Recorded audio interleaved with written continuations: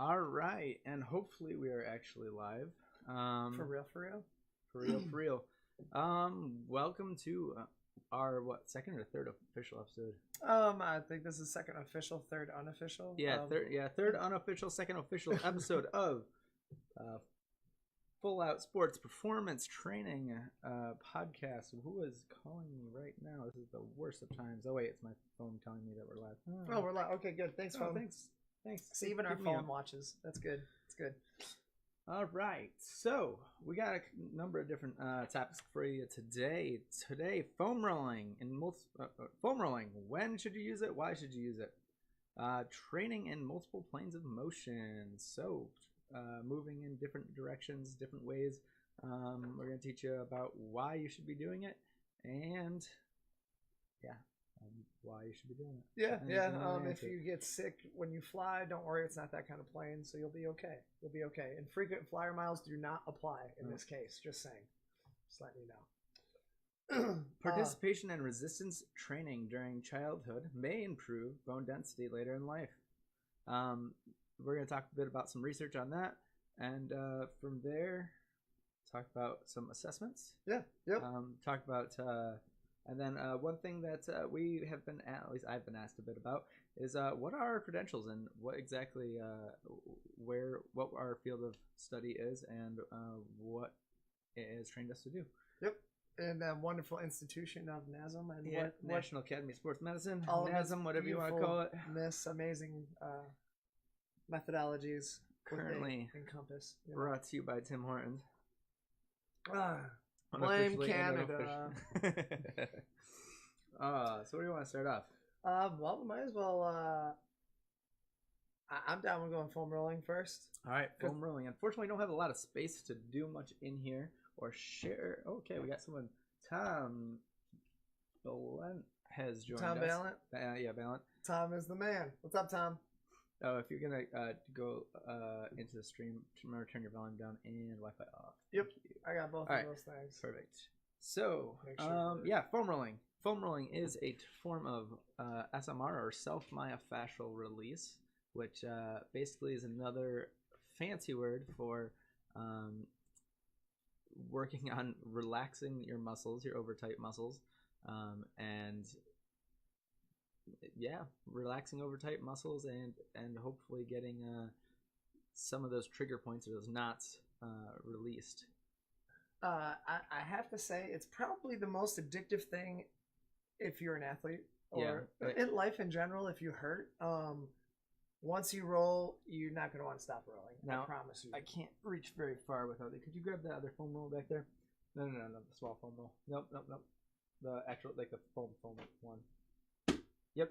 Oh, okay. So I thought you said the small one. No, sorry. It's like the other foam. So they come in a number of different sizes. This is a very large one. This is a kind of medium-sized one and medium-sized one. These ones, not our sponsor, hopefully maybe someday, is made by Trigger Point. I will give them a huge shout out, okay, because unlike these traditional foam rolls, which are completely made out of foam, as you start to work on them, they start off nice and firm. They start to break down the foam, and they get a little bit softer, and they get a little wimpier on you. Yep. However, what's great about these these Trigger Point ones is that they actually come with PVC in the middle. So they foam actually as it breaks, like a challenged Iron Man. Yeah, it's like War Machine? Yeah, there you go.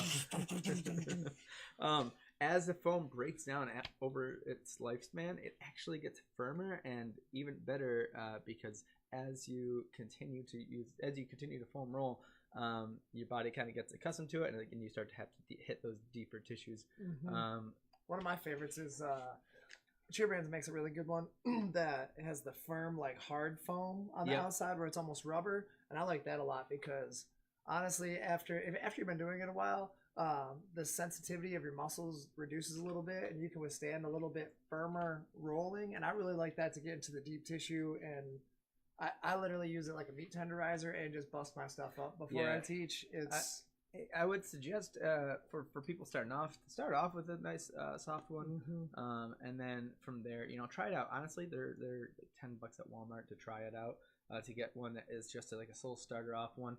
There are so many different exercises that I end up teaching people how to do with it. Though you can go from working things from just with those small little ones, like your legs and your lats through here, but then eventually getting into some really really fine point ones, like this little guy here. This one's called the calf knobber, I believe. The calf, yeah. Anyways, The Novelicious. The calf roller.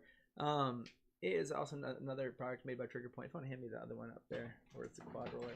So basically, and I know we're jumping kind of through things here, but these things start to get a little bit more brutal, based on a little equation that means force is the amount of, or pressure is the amount of force divided by an area. So the smaller the given area, the more the more force, or the same amount of force being applied, is going to equal more pressure.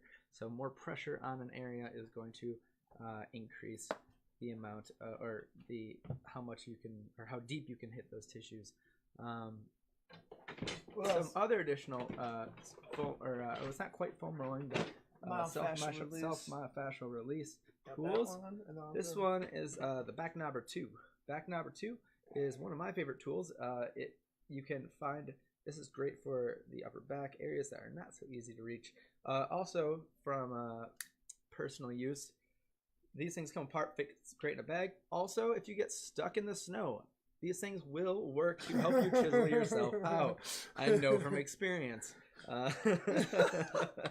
Get stuck in a ditch, you can chisel yourself out of the snow. I don't know if they will get you to Everest, but I don't think so. But these things are pretty. This thing holds up well.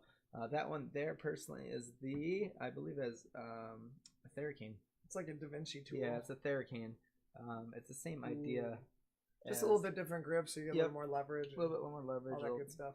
Also, one of my favorites that I use, high density foam balls. Yep. 5-inch, 3-inch. I have one. I just don't remember where it is. No sabe.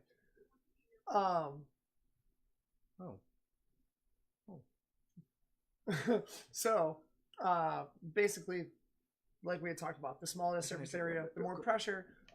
Some of those harder points and really, really tight knots, that's what those are going to help release. And with myofascial release, you don't want to just roll on it. Yes, I like to do that for warm-up. It increases blood flow. It starts to increase extensibility of your muscles. But what you really want to do, and this is, there is research for and against this, and the exact scientific data behind it. Oh, there we go. There's a couple. But basically, some people say that basically by applying pressure, basically the spindles and feedback that is sent to your brain then tells that muscle, oh, we're really tight, we need to release, and that helps release some of those knots. There is research against that as well. Like we always talked about, there's contradictions. But yes, research is never a definitive. Yeah, it takes a little while before there's lots of clear cut, especially with a lot of things we're doing. One of the research topics that have been coming up is the blood flow restrictive exercise.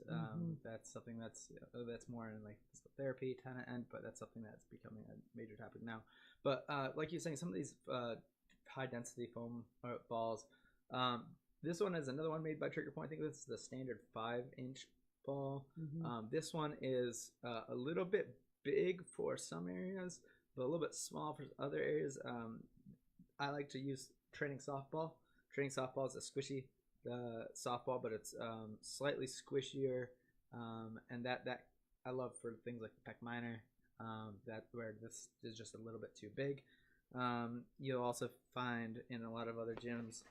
Let me see what else we got in here. Here's another 5-inch density ball. This one's one of the cheap ones from Walmart.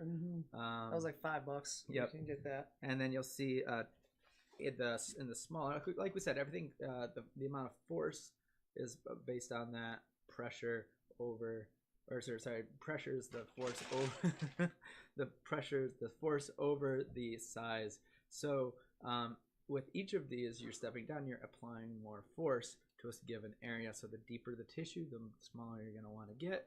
And then you'll start seeing things like why am I not thinking the name? Lacrosse ball. Lacrosse balls that's like are the awesome. next step down. So that kind of goes over a lot of foam rolling and foam rolling tools, or not even foam rolling, self-manufactured release. Although it's very quick. Oh, let's see, looks like we have some Questions? I don't know. We have a link here. Oh, Mega Man. Someone posted Mega Man with your.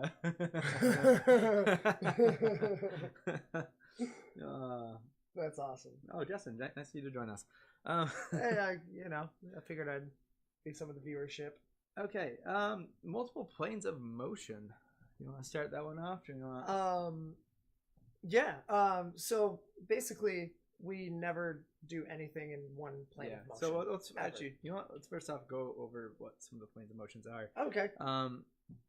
And this is a topic that you have Boeing. You have. No, this is a topic that even got a little confusing for me until somebody broke it down in a way that was absolutely just beautiful. So there's the frontal plane, sagittal plane, and transverse planes of movement. So there's three different planes.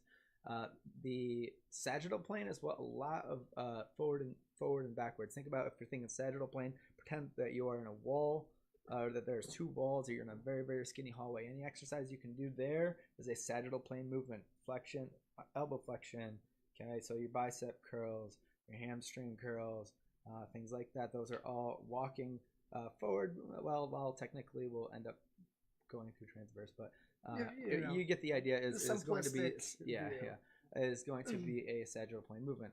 Frontal plane. Think about there's a piece of glass right in front of you. Anything that's if there's a glass in front of you and in back of you, that is your frontal plane movement. So anything thinking, think lateral raises, thinking your jumping jacks, your jumping jacks, your lateral tube walking, things like that. Transverse is going to be anything is going to be. Well, so it's hard to a plane is hard to think of, but think about there's something coming right down the middle of you, and it's going to be involving any kind of diagonal movement, so changing from one direction to the other. Exactly. So if he's doing internal external rotation right here, if you would think about that movement right there, that would be a transverse movement. And transverse is actually one of those things, twisting. If we come back to things like, for instance, if you're tumbling, twisting is a transverse plane movement. What else is there?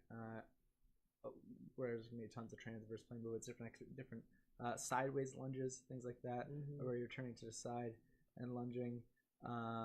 Transverse plane movement. It's just other sports where you can do transverse plane movements. I mean, pretty much every sport, every single thing. Even running eventually boils down. Yeah, golf, baseball, everything is going to boil down to these transverse plane movements, and that's where we see a lot of these non-contact injuries, like your ACL tears and things like that. Where do we go from there? I would say tie that in with reactive training. Okay. And we could go that direction with it. So reactive training, speed, agility, quickness. What's the quick? Is that what they call it? The quick acronym? Not sure if I. It's something like, I could be wrong. It's something like that. It's some acronym for speed and agility, but essentially. SAQ. SAQ. That's what it was. Agility, quickness. I was like, there's a Q in there somewhere. SAQ. I didn't get enough Scrabble points on that. So basically, reactive training is your ability for your body to decelerate, stabilize, and then reaccelerate.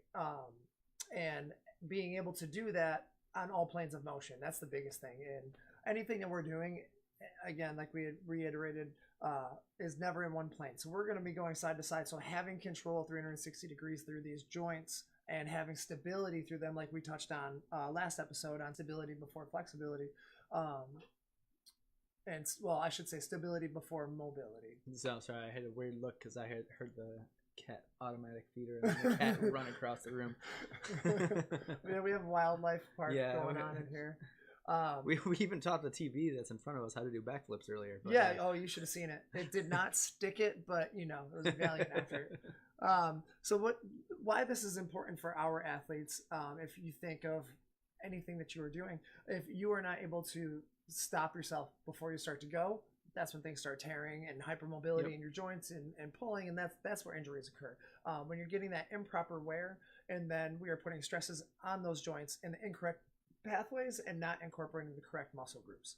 Yeah, where we start to have the smaller muscles take over, or the big muscles take over some of the smaller muscles jobs. For instance, in the shoulder, where we see things like the lats starting to overtake the little muscles of your rotator cuff. You know, that's where we're going to start to see things like labral tears, things like blown out rotator cuffs, things like along those nature. You know, different injuries along there. With the legs, you know, when we start to see hamstrings that are just not, that are over lengthened yet underactive, which is or weak. Actually, weak and overpowered by the quads. It's when we start to see things where we're not controlling that deceleration, and our landing mechanics. And our landing mechanics start to become, you know, it's, rather the running mechanics even, and changing of direction mechanics start to suffer, and that's when we start to see those ACL tears. And one of the biggest ones that we see, you name it, from soccer all the way to tumbling to cheer, is that lower back pain from overactivity of your hips, because of a lot of times it's stemming from where you're making contact with the ground. So again, the ankles that roll in, which is making your knees dive in. You see the knee valgus there, which is then creating that force and force load on your hip flexors, which again, this ties back to those muscle tension relationships that we're always talking about and why it's so important to stretch and strengthen properly. Then that's literally turning your glutes off because of that overactivity. So your glutes are being pulled and over lengthened, and if they fire, they'll pull, strain, tear, etc., etc. So that's when we start to see the lower back, the next muscle group, basically taking on the brunt of the work for the main muscle that is supposed to help you jump and accelerate, decelerate, you know, for your posterior chain. So doing those things, and not having the proper stability, not having the proper mechanics and reaction training, like we were talking about, those things are going to have adverse effects on your performance in general. So being able to correct those things and stabilize after we decelerate to then begin a reacceleration or stopping before we go into another movement. One, I mean, that's just the basis for all sports, for all youth athletes, and having the postural integrity is going to help with all of those things. So, you know, part of it is, like we talked about, making sure that stability is there, but also the other part of it is ensuring the proper mechanics to make sure that reactive, correct reactions are happening throughout your body for that neuromuscular efficiency. Yeah. Do we have any other questions inside the channel right now? I'm keep on looking over trying to see them, because the way this is set up, I can't move my laptop, Oh, I got you. or else it ends up like falling off, and it will end up doing a backflip like our TV did earlier. So is there anything that's posted there? No, nothing yet. All right. Well, yeah, just keep our. You guys are welcome to send us any questions, or if I know we're talking pretty quick through this because Justin's got to be in a rush today, and we're always busy, you know us. People apparently think we know something, so they want our expertise, I guess. Yeah. So if you guys need questions or want any clarification on anything, feel free to have a shout out in the chat. And even touching on that, you know, the multiple planes of motion, and how to make this implementable. How to implement it into you know, I like making up my own Justinisms. If you would like to make this possible to even implement, one of my favorite things, we could do this with ladders, you could do it with lines, you could do it with, I mean, boxes, things like that. Literally, just being able to move from one side to the other, from one leg to the other. So unilateral movements compared to bilateral. So 1 foot compared to 2 feet. Even as much as, you know, we try to train athletes and even movements and jumping, it's very rare that it actually is truly perfectly bilateral movements. Exactly. And that's one of the things that there's been a lot of that CrossFit gets picked on a lot for is because they only move a lot of the movements that they use are sagittal only movements when or when people are saying that it's functional movement when really there's no such thing as only sagittal plane functional movement. They use all 3 planes of motion in almost all the movements that we do. Things like one of the things I'll use a lot, for instance, step ups. Things like people might do step up up onto a raised step for doing an exercise, stepping up sideways. Now you've integrated a sagittal plane movement into a frontal plane movement, having them turn and step up. I can't wait till we're hopefully getting a wider lens camera in soon, so we'll be able to demonstrate some of these things. Now if we just get a wider room, but we'll get there. We're working on that. Eventually, one thing at a time. But we'll be able to demonstrate some of those things coming in. But for transverse plane, like I know I'm jumping all over the place, but transverse plane, turning, stepping up onto it, and then balancing that on the top. Not only going up, but also going down. We need to see that deceleration. And those proper mechanics, you'll see a lot of times. I mean, watch your kids when they're landing, when they're doing a jump. Whether it's a jump down or as a skill as well, watch how their heels slam off the ground. I will put money on 85% of your kids will land, and you'll see their heel bounce off the ground instead of slowly landing, decelerate, and then reaccelerating back through. And if you watch where the force, it's a ripple effect. You can literally see it, and that's the coolest thing about it is when you know when to look for it. Watch that heel all the way up the leg, all the way into their lower back, and they wonder why their backs and their knees and their heels hurt. You're literally slamming them into the ground every time you're landing. So being able to stabilize and again decelerate to reaccelerate, all of those things are crucial for injury prevention, optimal performance in any sport you're doing. It does not matter. And also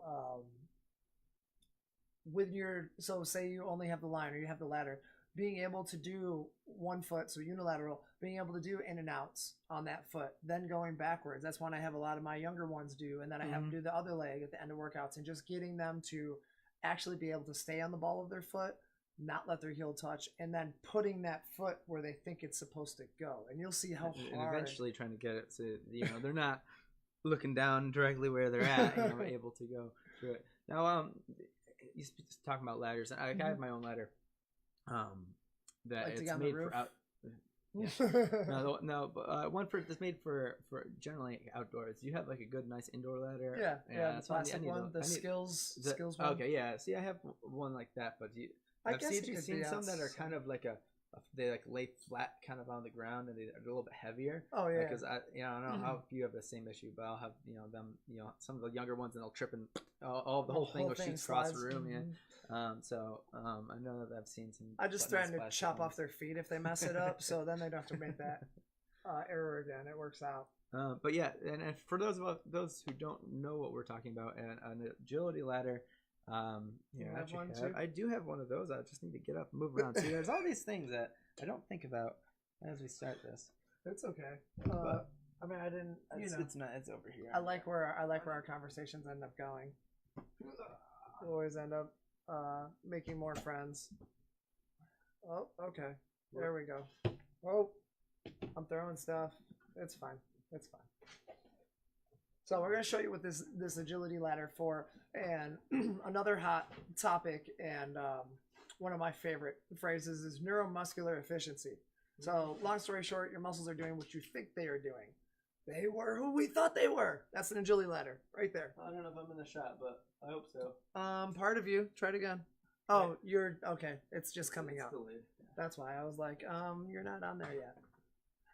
Yeah. But that guy, and again, you can use chalk, you can use string, you can use Velcro. Be creative with it. Hula hoops is another one. Spray paint, I don't know. Spray paint, yeah. If you really want to tag it up, pro.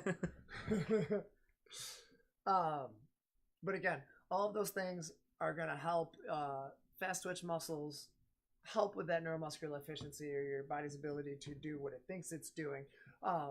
and then also that stability and increasing proper movement mechanics. Those are some of the most important things as you're working with youth athletes, and even NFL athletes. You'll still to this day at the combine. Those are things that they're always looking for. Or those proper mechanics. Their agility and reactive ability with that, and how their body performs when they're doing that. Because, like we talked about, and this actually can lead into assessments. Yeah, that's actually exactly why I started to grab this. See, perfect. So, one of the other topics we want to talk on here is youth assessments and how they should and should not be used. Assessment is, I think, one of the most important parts of training any athlete or anybody really. You can't fix what you can't assess. If you can't assess where your starting point is, then how do you know if you've made progress? There are a number of different assessments. This one comes from the National Academy of Sports Medicine, who is, and in particular, their youth exercise program, their youth exercise specialist program, which is National Academy of Sports Medicine, like we said earlier, is who we are certified through as trainers. But there are a number of different assessments. What assessments should be used for is those marking points, as is measuring progress, especially in athlete or youth athletes in particular. What they should not be used for is things like tryouts or placements or things like that. Yeah. You know, and the reason for that is because there is so much changing in youth athletes. It's actually something that's in particular very, very difficult in research for youth sports, is being able to isolate variables in the research, because it's so hard to determine what is a result of the control. Yeah, what's a result of what the intervention is versus what's a result of maturation. In other words, what they're trying to implement to force about change. They have a hard time basically saying, oh, it was because of this, because of their ever-changing bodies. It's too hard to control a lot of those things, which it really stinks, because that's one of my areas that you almost just lost coffee and your phone. Your coffee is empty. It's almost gone. Okay, good. But it's waterproof. Is it coffee proof? I don't know if the floor is though. But which stinks, because that's one of the areas that I'd love to do some research in the future for, and finding new ways of being able to isolate some of those controls is the next step of this huge breakthrough in youth research when it comes to performance, which actually then ties into, speaking of youth exercise research, one of the topics I had come across, something I had researched back in my undergrad, which was a interesting topic, was this idea that basically, as people know, resistance training or exercise in general increases bone density. We know this, and we know that the lack of it decreases bone density, because that's why astronauts in space have such a hard time, that they're having to constantly exercise, because the lack of gravity reduces the amount of resistance that their body's being put under, so therefore they're losing a lot of bone density. Imagine if you laid in bed for like 2 weeks straight. Yeah, imagine the effect on your body. What would happen? And the lack of muscle, muscle being pulled on that bone. Basically, the bone is going to strengthen where there is a pull on it. I forgot the name of the lat law. I forgot what it's called. I want to say. That's okay. No one will Anyways, know the difference. It doesn't matter. No, they won't know. Anyways, okay. There's some really interesting research that is looking at how, in particular, during pre-pubertal growth, kids that are introduced to resistance training have, in particular, a rapid amount of bone density growth that lasts longer through a lifetime. Now, some of the, and that this may be extremely important, especially in females who tend to have osteoporosis later in life. Mm-hmm. Where there's a little bit of limitations on this research is the fact that, well, there aren't enough longitudinal studies or studies that look at these who have taken the children and gone through an entire lifespan and seen whether or not these interventions or these or being introduced to resistance exercise will indeed have a greater effect than, let's say, just later in life being introduced to exercise. And it's even just the topic in general, youth athletes working out and conditioning and getting stronger, even that is new. So new. And so it's such limited, such a limited test pool where it was still common practice and common knowledge still to this day that you shouldn't make kids work out, you shouldn't make them lift weights. And weights is a very subjective word. Again, I'm going to say that because your body is a weight. Gravity is a weight. Yep. All of those things, medicine balls are still weights. And I think it is absolutely necessary for athletes to condition to be able to do sports. And that's why we see an increasing rate of injuries every single year as participation grows, because they think, oh, the kids shouldn't condition. Now, I'm not talking about the Russian gymnasts that look like me and Matt put together that are 5 foot flat and they look like a human V, like they've been in the gravity chamber on Dragon Ball Z for 3 weeks straight. I'm not talking about that. I'm talking about postural integrity, or their ability to stabilize. Again, comes right back to the main principles. If you guys get anything from this, it is that stability. It is making sure their bodies can withstand the movements and forces that are placed on them, period. Yep. And that comes back to their bones' ability to be able to be strong enough to withstand the force, to be those levers for your muscles, because that's all they are. The bone is just a lever in between the two muscles. And if that's not strong enough, you will die. I mean, you will die. Or be injured for severe any activity involving height or whatever. But I mean, that perfectly brings you into I know you've been working with remind me the name of the company. CCA? CCA. Yeah, True Conditioning Academy. And the book that they're selling, Body Before Skill. Body Before Skill. I mean, that perfectly. I mean, really, that's kind of where we're going with a lot of this. So if you're interested in cheerleading, check that book out, Body Before Skill. Really, it's gonna basically go over a lot of the things that we're talking about and explain a little bit more in depth. Hopefully, we'll get to some even more in-depth topics from from that same kind of from the book. The number of different chapters are there. Well, and there's so many good things. If you've read it, I haven't, so I'll let you know. If you are in, whether it's youth sports or cheer, it is great for both. And if you're just looking to basically brush up on it and get a quick overview, some of it goes pretty in depth into energy systems, into proper nutrition, into some of the postural integrity stuff that we're talking about. And the awesome thing is you can really grasp some great methodologies and just principles. And then, just to continue your education. Now, I love supplemental tools. Again, you've read it. I haven't. Who is the audience for it? Is it coaches? Is it? It's a little bit of both. I wouldn't go give it to a tiny and a 5-year-old and be like, all right, so here you're going to learn about your cardiovascular system. Okay. Okay, this is myofascial release, so your Golgi tendons. Yeah, it's a really great supplemental learning tool for some of those athletes, the ones that always ask why. They want to know why. They want to be the best. Some of those elite athletes. And then coaches and parents as well, because I feel like as coaches, we can only do so much.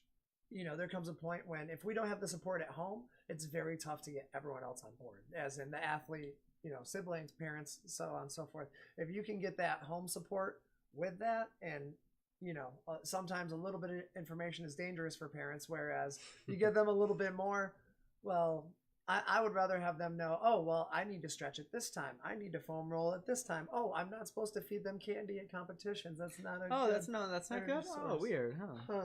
That's not fun. I swear, I just live off of Pixie Sticks my whole life. That and ice cream. What else do you need? And then the other book I always love to recommend to kids and parents is Jeff Benson's Body Before Mind. Yep, that's his company. What is it? Jeff, Unblocked. where are you? I know, right? Unblocked? Yes. Unblocked. Walls come tumbling down. I bought like 30 copies of it. I have still like 10 of them. I rent out to my athletes, rent out to to kids, because that is one of those ones that is great for coaches, athletes, and coaches, athletes, and parents.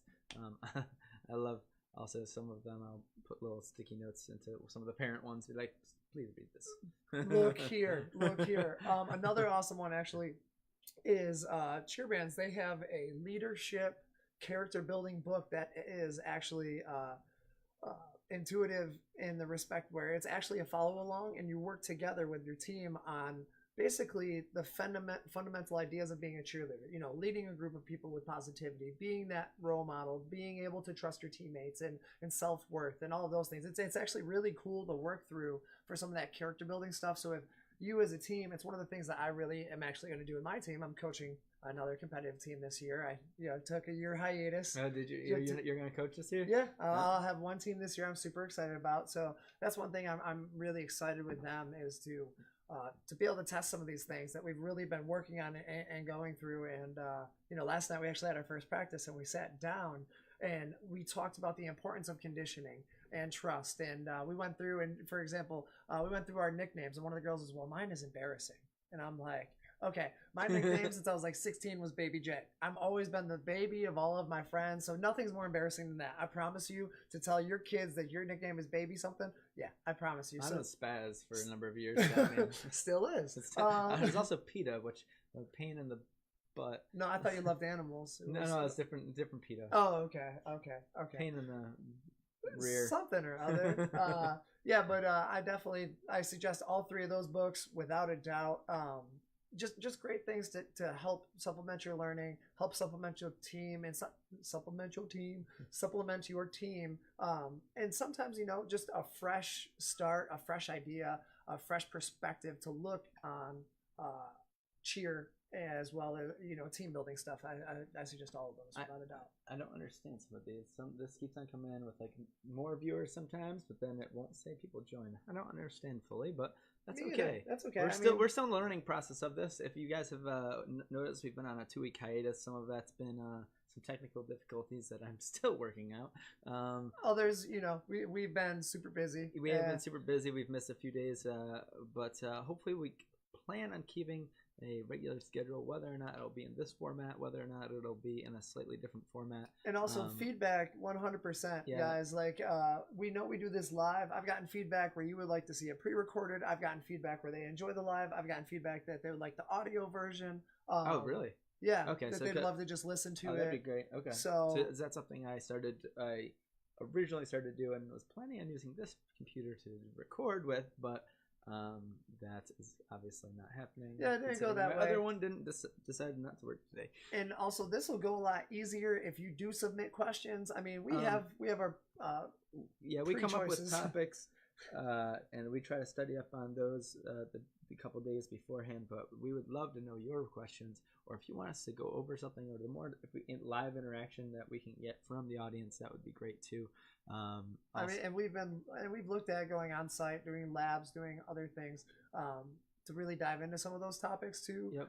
If you guys are interested, so if there's something you want, I'll take a Trump. If you want it bigly covered, and you really want us to dive into something, we will look through every book, online resource library, drive to Kentucky. It doesn't matter. We'll figure it out, and we will leave no stone unbroken or spray painted or turned. I don't know, something like that. Something else to consider in the future, guys. We are in the process, although we're taking it step by step. But in the future, we hope to be able to not just have this be a web hosted, but also be able to come to your gyms live and be able to train some of your staff with things such as gyms and any other places, basically. Optimal performance models, proper progressions for use. Yeah, for any sport, really. Because whether it's cheerleading, whether it's football, baseball, we're really soccer, big on badminton, mini golf. It's actually a ton of fun. Hungry Hippos. Yes, no, but oh gosh, what? No, I can't remember the name. But what's the racquetball. So much fun. Oh, it's a blast. I love hitting. Until you get you're hitting smacked us in harder. the face with a ball coming Yeah, at you. wear 100 your miles an hour. goggles if you're doing Yes, that. please. Oh, of course, Tom. Of course. And again, buddy, if you have any questions, shoot them our way, man. We would also love to have you as a guest on the show. Absolutely. We can that's Skype something. and picture on picture. You Yes, and- eventually. Again, technical difficulties that let's maybe get on live like 3 weeks in a row. We're figuring it out. Yeah, we're getting there. We're getting there. All right. Well, I think that's gonna wrap it up. We're about 45 minutes in here, 40 minutes in here, so I think that's just about wrap it up. Unless you have anything else you want to talk about. How do we want to? Oh, we need to tell them when to foam roll. Oh, when to foam roll? Okay. Yeah, that's one thing I think the timeliness we didn't go when to over. foam roll? Foam rolling or any self-myofascial release would be you'd want to warm up your body a little bit, then be foam roll from that point. So the NASM standards, or the National Academy of Sports Medicine, recommends about a 5 to 10 minute brisk walk to a slight run prior to then foam rolling, then using your either static or dynamic warm up. In addition, at the end of your workout, again finishing with a 5 to 10 minute brisk walk or run or something that is what Tom needs help with his tetherball game. His tetherball game. Oh, bro, we'll wreck help you in you some out. tetherball. We'll help you up. I have no idea. I don't know what the difference is in tetherball, bro. What's the difference? Wait, what? What's the difference in tetherball between regular racquetball and stuff? I don't know. Oh, racquetball and tetherball? What's tetherball? Tetherball is when it's like attached, like the thing that's like. Oh, and it's yeah. Okay. Yeah, racquetball. Yeah, no, racquetball is the one in the small little room where I need to brush up on my schoolyard games. I don't know. You can't really play racquetball. You need like a racquetball court. Like I guess. Just find a bridge with a concrete wall. It's fine. But basically, yeah. And I also, the myofascial release again. The research is growing on it, and I personally foam roll like 3 or 4 times a day. Yeah. I'll sit there. My straddle. I'm not the most flexible person in the world. If I sit in a straddle, I can get like 45 degrees down. After foam rolling about 30 minutes, all face to the ground. Mm-hmm. So, and we can once again we have more. You have the chat in front of you. People are just laughing at us for being stupid. Of course, now when we hit the 45-minute mark, we're starting to get more viewership. Of course. That's but okay. Yeah, go back, rewind. We'll leave you wanting more. We promise. So, where we're timing? Yeah, basically. We were talking about timeliness and how you recommend a slow to brisk walk. I'll have some of my athletes actually do a little bit of dynamic warm up, and after they do some of their dynamic, I'll have them foam roll anything. And that brief, again, touching on the static stretching. Yep. Brief static stretching before your workouts and any practices is a good thing. If you have especially tight if they're muscles, overactive, especially those super overactive muscles. I'm gonna tell you the main ones. Hip flexors, kneeling hip flexor stretch with the back foot flex behind them to get the true hip flexor flex there, or hip flexor stretch there.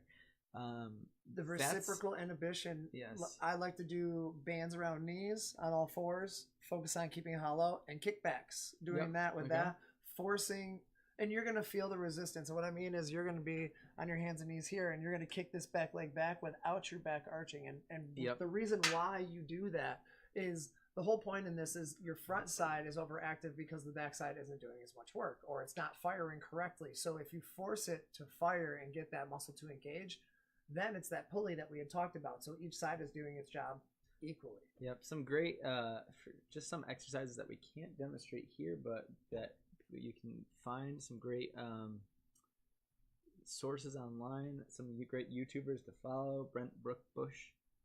He has tons of great exercises where he really shows you how to do an exercise, and in particular stable, like focus on one element of it. He's a physical therapist and a National Academy of Sports Medicine master trainer at least he was, I'm not sure if he still is, as well as a California, University of Pennsylvania, my school's alumni. So yeah, so I always recommend out to him because he has some great stuff. Great information. I love podcasts are awesome. Yeah, and Or his videos. Yeah. And then he does his own research on the website and whatnot. I'm trying to think. Next muscle, hip flexor. You said. What's that? You were talking about hip flexor stretch. Door pec. I'll do it from this one. Door pec stretch. Where this pec minor is gonna be super hyperactive on a lot of people, and that's gonna limit a lot of range of motion. The lats, where the just having kids in a what do you call that? What is the yoga pose called? I mean, I call it a hollow, but yeah, just going to a hollow where they're on their knees. I wish we had the cat wider stretch. Yeah, kind of like a cat stretch, but then reaching to one side with both arms. Oh, that's yeah, really gonna stretch on one side. I can't think of the Jessica Zoo, where are you? I know, right? You're the one who's all up on this yoga stuff. Come on, let us know. And also with that, talking about that correct posture when you're doing these stretches. Focus on that posture. Draw those shoulder blades down and back. Draw this in, and you're going to feel the resistance in exactly where it is tight. Yep. Guess what? That's a hint. Start to roll out where you could feel down that chain where that catch is. Find it. Roll it out. It's so easy for me to just find a kid like pretty much anytime. I'm just like go grab like right there, and they're just like, oh my god, oh, I'm like, yeah, that's where we need a foam roll, right? Trochanter and your hip, like that's one of my other ones. I'll be like, is that hurt? Oh, okay, that's why your back hurts. Start rolling and stretching your hips. Let's go from let's start working that stuff out. That massage ball is the bomb for that. Just taking it to your hip. If you guys are really interested, you can pull up. They're not. But this is a great book, Self-Myofascial Pain and Dysfunction, by Travell and Simmons. These are literally the guys who wrote the book, or girls, guys.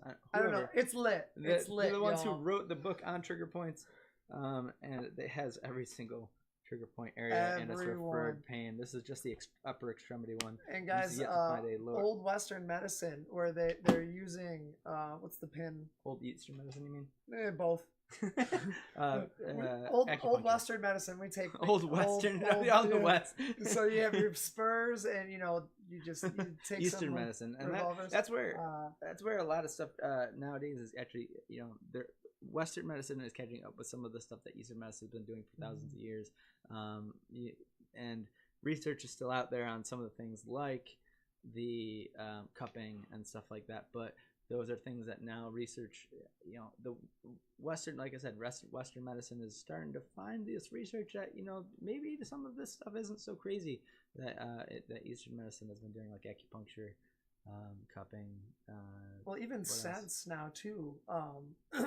That's been a huge rage. The wife's mom is like, and actually my little sister, they do Sensi or whatever oils or whatever the heck it is, where it has a specific sense to make you feel a certain way. Aromatherapy, yeah, where it starts, basically it ties emotions in with certain scents, which then releases certain endorphins in your brain, and then it has certain neurological and physiological effects from that. The science, like Matt was saying, the science from the Western culture is now sort of, it's reaffirming what the old Eastern medicine did, and they're like, oh, that was voodoo, and now they're like, oh wait, there's actually some validity to that. Yeah, and some of it's hit or miss, like you said. We said right now, research is science is a slow process. There's gonna be article that comes out from this that says this, and an article comes out says this from that. But look at who it's sponsored by. Please. It's better if it's not sponsored by anybody. But, yeah. But then letting time go past and looking at what's called meta-analysis and things like that, where they start to now, instead of taking one study by another study by another study, they start to group studies together and then look at that. And then they eventually start grouping groups of studies and grouping and then looking at those. And that's really when we're going to start to see definitive answers on a lot of these things. Like I said, science is a slow process. Yeah, I mean, you have to prove all the haters wrong, so it's tough on occasion. Yeah, once in a while. Any questions? Anything else? I think we touched everything. We'll save the strength gains in youth athletes. We touched on it a little bit, but we'll keep pushing each week. Which one? Strength gains in youth, neurological adaptations. Okay. We kind of touched on the neuromuscular efficiency and stuff. I think we can go over that more in depth next time. Yeah. Plus, I don't think we're gonna have enough time to record another show for we're planning on possibly recording a couple of them in a future episodes right in a row. That way we keep you guys with fresh, well, not fresh, but current content each week. But it looks like we're going to run out of some time here today. We might be able to Skype it up or something like that. That's exactly what I'm thinking. I'm okay Next week we might, we're going to be trying to push for sometime on the weekend, hopefully maybe. We're going to try to keep to our schedule of Saturday or Sunday, but like Friday night maybe too. You know, we'll switch it up. Yeah, eventually we hope to get something consistent, but for the time being, just keep yourself liking our page, hit subscribe. That will help us out. Eventually we'll get these things posted out to YouTube. We'll get them posted out as a podcast, one step at a time for us.